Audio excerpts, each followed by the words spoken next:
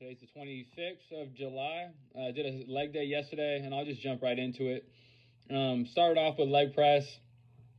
Initially started off just warming up, just put 2 plates on each side, and just really focusing on like slowing down the eccentric portion of the motion, the lowering of the weight, and really trying to get my knees as far back, like almost, I mean, obviously it's not physically possible, but like trying to like get them to like almost like touch my ears. You'll notice how I'm really going slow. It's really controlled, as opposed to just loading a bunch of weight on it, what I see a lot of people do, and then just like barely moving the weight, maybe moving like maybe 6 inches. You don't really have to load up the weight. Obviously you want to use progressive overload in order to, you know, build muscle, and stuff like that, and program so you're progressing week over week. But I think technique and form is more important than, you know, just loading a bunch of weight up and trying to use momentum or try to impress somebody, I don't know, Joe Blow in the gym. So focus on really controlling the movement. It's like on a 3 count, like a slow dropping of the weight, like the eccentric portion. And then you could even, if you want, like a slight pause at the bottom and then, you know, explode up. Or you don't even have to explode up, just kind of drive the weight up.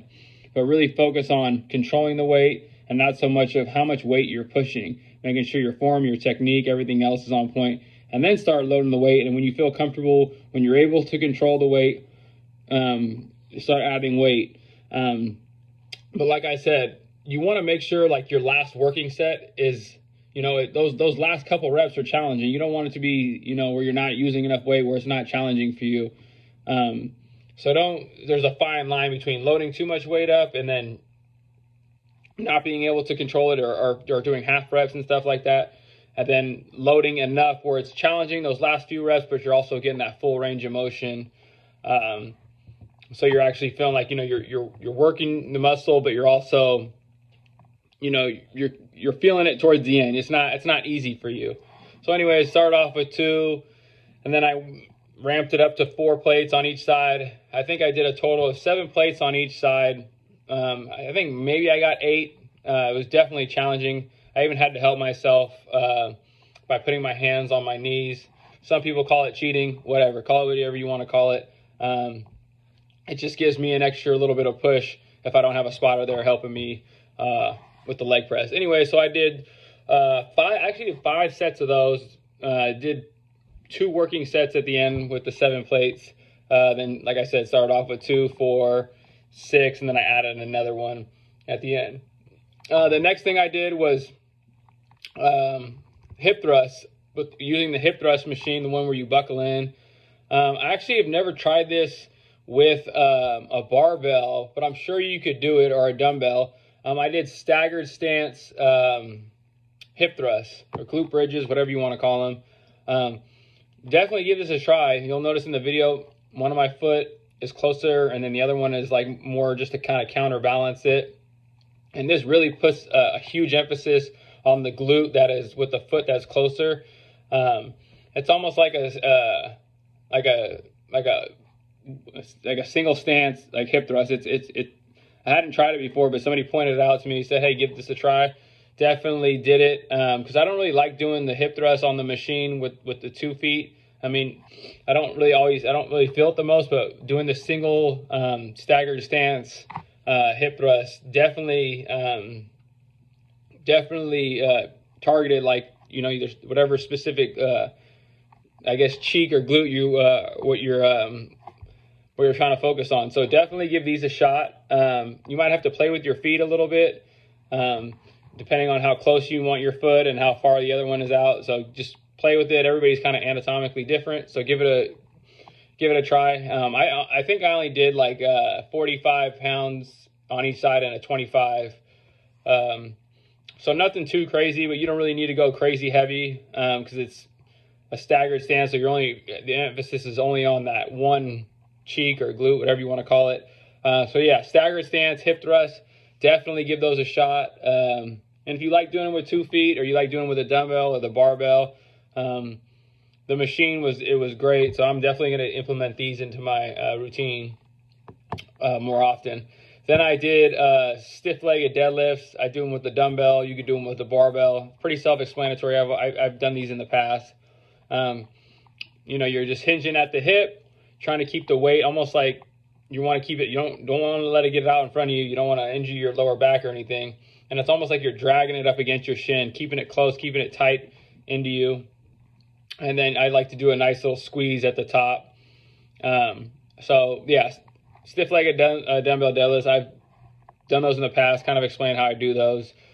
I did I think I did 3 or 4 sets of those. It doesn't really matter. However many sets I'm doing is really not relevant to you, since whatever training program you're on, or however you're tracking whatever your progress is. These are just exercises for you to try. You don't have to do the reps and the set schemes and stuff like that.